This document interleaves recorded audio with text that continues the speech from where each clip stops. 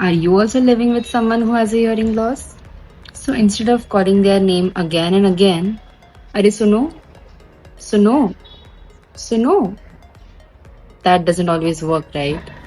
If they look at you, the chances of them understanding you is much better because repeating it louder doesn't always help.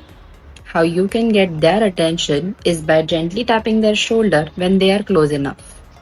And if they're sitting somewhere like at a dining table, then you can tap the surface. But if they're sitting on a sofa or lying on bed, tap something that is solid and nearby, like a table or an armrest. You can even set a custom vibration pattern for your calls.